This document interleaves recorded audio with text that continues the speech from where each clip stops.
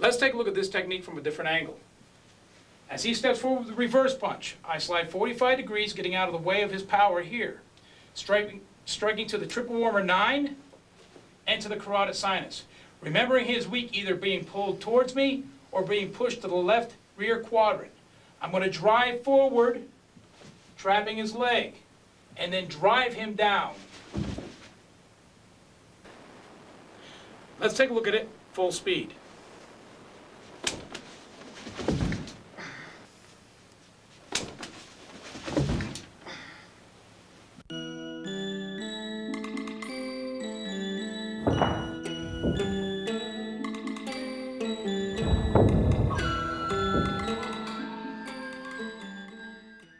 Next, let's take a look at a defense against a right-left combination.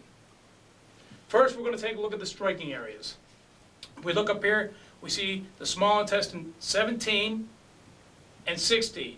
Of course, remember, small intestine 17 is the carotid sinus, and 16 is the phrenic and the vagus nerve. Moving down to the arms, the points are bilateral on either side, so it doesn't matter which arm he hits you with. On the bicep, we have lung 3 and 4, and moving down to the forearm, we have lung 6 and 7. These striking areas are going to be dragged across. They're going to be dragged across.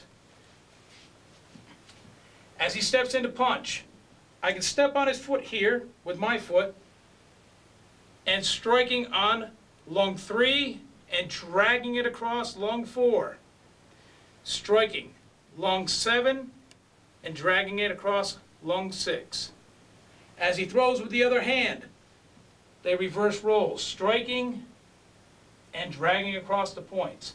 Notice how his head turns, setting up the strike to the vagus nerve or carotid sinus, and the second strike to the vagus nerve and the carotid sinus. Grab, pull down, lift, and finish. Let's take a look at this from a different angle. As he steps in, I step on his foot, I strike the bicep, dragging it across, strike the forearm, dragging it across. As he turns, strike, strike, drag, strike, strike, grab, and finish. Next, let's take a look at full speed. Hey! Hey!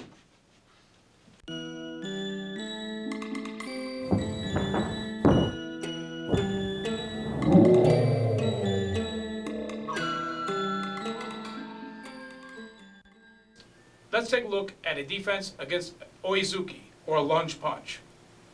First, let's take a look at the striking surfaces. Coming up to the head and working our way down. We have the small intestine 17 and 16, carotid sinus, vagus and phrenic nerve. Coming down to the brachial tie-in. The brachial plexus is behind the clavicle or underneath the arm. This is the tie-in for that nerve center. Coming down to the arm, we go to the triple warmer 9, and then finally the liver 9 on the leg at the quadricep. Remember that these points don't have to be hit exactly, that there are tie-in muscles here that you will get the same effect. As he steps forward with the punch, I step 45 degrees, again getting out of the power of his punch. I strike down on the triple warmer 9, causing his head to come down. Then I strike to the vagus nerve, phrenic nerve, or the carotid sinus. I wrap my arm around, put my hand on top, and pull him down. At this point, I'm going to do a front kick. But the first striking technique of the front kick is the knee coming up to the brachial plexus or the head. The next technique goes to the liver 9 point. Let's take a look at this technique from a different angle with a little bit different twist.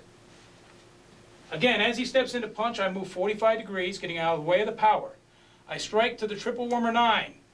As his head comes down, I strike with one knuckle punch to the vagus or phrenic nerve or to the carotid sinus. At this point, I wrap my arm around. If he turns, over, I can break the elbow here.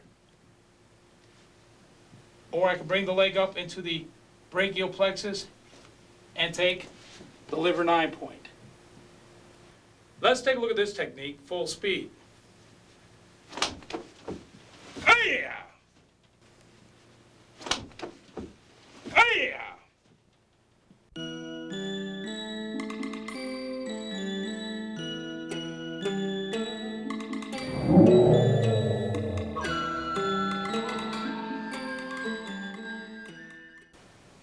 Next, let's look at a defense against a front kick or a roundhouse kick. But first, let's take a look at the striking points. We'll start from the head and go down. On the top of the head, near the top of the earlobe and to the back, you have the gallbladder 19 point. Below that, near the bottom of the earlobe, you have the gallbladder 20. Coming down to the carotid sinus, the vagus and phrenic nerve.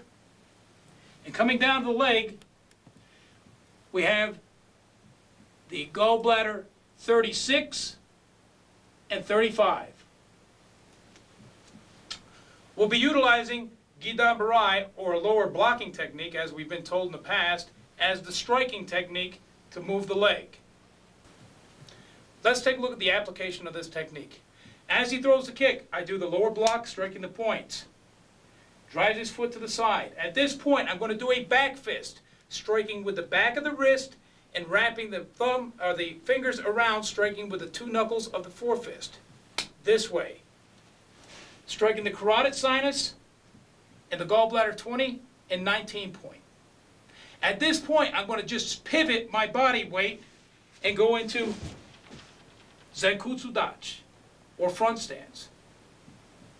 So the traditional application of front stance here is to throw the opponent to the ground. Let's take a look at the same technique from a different angle and with a little different twist. As he kicks, I do my lower block.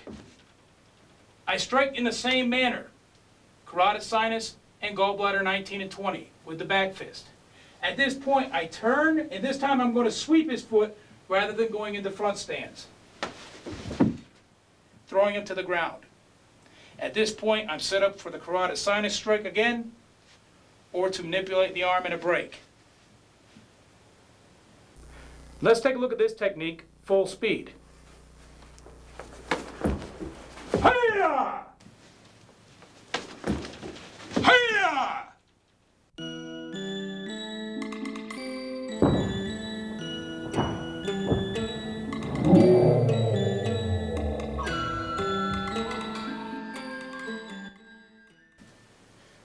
Let's take a look at a defense against a roundhouse kick. Points are the liver 9 points on the quadricep. We've already discussed those in the previous, so we're not going to cover them in depth right now. As he throws the roundhouse kick, you're going to jam it with your shoulder. 1 knuckle punch, middle finger or forefinger to the liver 9. Here. Reach around, grab, doesn't matter if you go under or over, step through, and sweep. At this point, you can come back and strike the liver 9, and finish with the groin, or go straight to the groin. Let's look at it from a different angle. As he throws a kick, jam it with your shoulder, strike to the liver 9 point with the 1 knuckle punch. Slide in, grab, and sweep through. Strike, strike, finish to the groin. Let's take a look at this technique, full speed. Hi-ya! Hi-ya!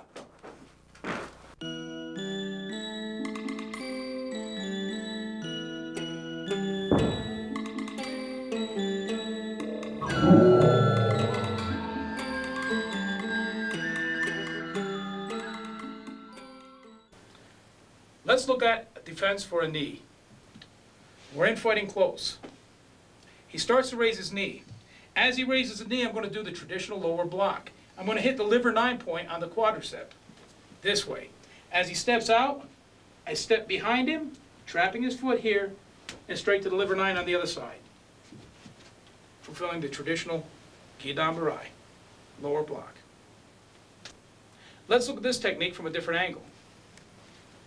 As he brings the knee up, I strike to the liver 9, and I step behind his foot. Then I do the Gidan-barai, the lower block, to the liver 9 on the other side, causing him to fall. Let's take a look at this technique one more time from the traditional aspects. As he reaches up and grabs, I do the traditional Gidan-barai, pulling the hand back up and sliding into horse stance or sumo stance, kibadachi or shikodachi. This traps the leg, striking down on the leg with the Gidan-barai, and it causes him to fall. Let's take a look at this technique, full speed. Hey! Hey!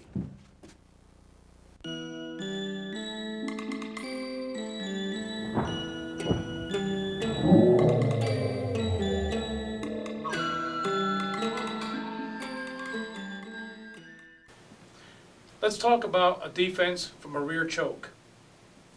The points we're going to talk about now is the triple warmer 11.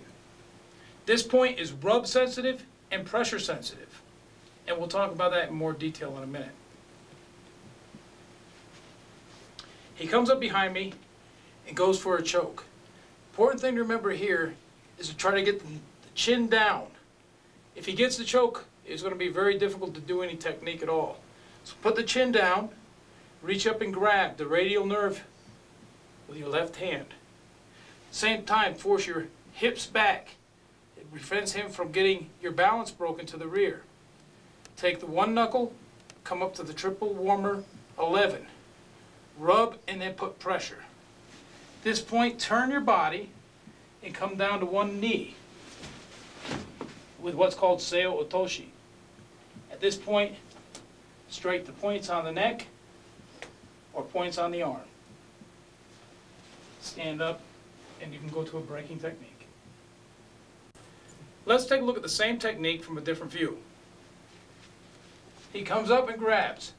I'm going to reach up and grab the radial nerve, at the same time push my hips back into him, preventing me from being pulled back and losing my balance. With a one knuckle punch, either index finger or middle finger, come up to the triple warmer 11. Rub and put pressure in. At this point, I grab the arm, I bend my knee, and come down to one knee with seio otoshi. Strike points on the neck, on the arm. I can stand and finish the technique by breaking the elbow. Let's take a look at this technique, full speed. Hey! Hey!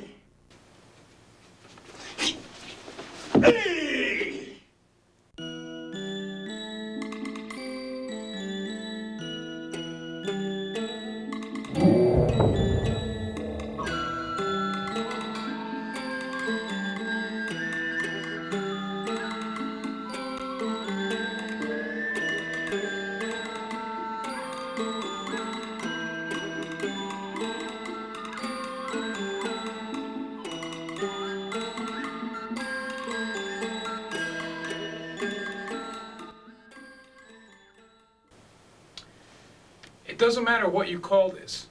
If you're a Chinese stylist, it may be dim mak and china. If you're Okinawan stylist, it could be kyusho and tuite. If you're a Japanese stylist, it could be atemi waza and jujitsu. It is just vital point striking and joint manipulation. It's inherent in all these katas, from the lower block to the pulling of the hand. The pulling of the hand can be a distractor, or it can be a joint manipulation to break the balance to set up the strike. Let's talk about getting the hand off. To get the hand away from his right now, I need to go against the thumb and the little finger. For me to go the opposite direction is crazy. He has too much strength. But going towards the thumb and the little finger, he can't hold the wrist. Other hand, it's the same thing. Thumb and little finger, I wouldn't pull this way. I would pull this way. This also allows me to get the joint manipulation. And pull down. What I've taught up to this point is what we call perfect waza. This is a perfect world. It's important for you to practice perfect waza without a partner who's going to fight you. You have to understand the actual technical application of the waza we're teaching before you can do it in a free play situation. Perfect waza is here. I grab, I pull up. He allows me to do this. I reach around and grab the thumb. He allows me to do it. I turn, twist, and pull. It's allowed, then I strike. That gives me the understanding of the body mechanics of this waza so that I do it 1,000 times before it becomes mine. When we start modifying techniques, because we are in a real world situation and he's not going to let us do the technique, and we modify them, we have to follow the path of least resistance. And what I mean by that is this. We've taught you about distraction techniques, stepping on the foot. This distracts his attention down to his foot and allows me to do the technique. But if he is very strong and I step and it doesn't distract him, he's not going to let me pull my hand up. When I start pulling, he's going to pull down. At this point, path of least resistance. Go with him and go to the other technique. And it sets you right up for everything that we've talked about before. But you have to understand that you have to go with the path of least resistance. If he's here and I decide to pull and he pulls back, don't fight him. I pull, he pulls back, go with him. And let him go down. Again, I don't care if you believe in acupuncture points. Try this. Try the techniques with your students, with your senseis, and see if they work. Out of all the years that we've sat and we've trained in basic waza, lower block, upper block, inside, outside, you have the perfect waza there. Now let's unleash the hidden potential of those techniques. I'd like to emphasize that kata is the blueprint to our systems. It's what we work off of. That's not to say that the kata and the techniques in the kata are going to come in that order. You may not do a lower block and a punch in the first technique of a real fight, but you may be doing the technique which is 5 moves into the kata. So you would have to react in that way. And in this way is how we use free play, or randori, in what we've learned up to this point. You've learned about 20 different striking points, vital points on the body. Remember that he's going to give you points. With the manipulations we put him in, he's going to give you points. Don't fight for the points. Take what he gives you. We'll start off here with the wrist grab. Again, perfect world, he lets me do the scenario. Imperfect world, remember, you have to go about 50%. You can't go 100% with this type of training. The reason is because if I go 100%, I'm going to break arms. I'm going to hit the carotid sinus and I'm going to hurt him seriously or I'm going to kill him. So about 50% play. Striking the vital points, touch him. Don't hit him hard, touch him. But the play is here. As I pull up, he pulls down. Give with it. Put it on your chest. Bring it down, strike to the vital point, take the leg. It was all there. I didn't have to think about what I was doing. It was there. The technique was going to be this. Pull up and grab, pull back and strike. He didn't let me do it. I pulled up, he pulled back, I came around, grabbed the wrist, pulled it on my chest, kicked, and look what's there. The present's there to take. Cross hand grip. Same thing goes here. I decide I want to try to go outside this way. I move, he pulls back, turn it in. Pull down.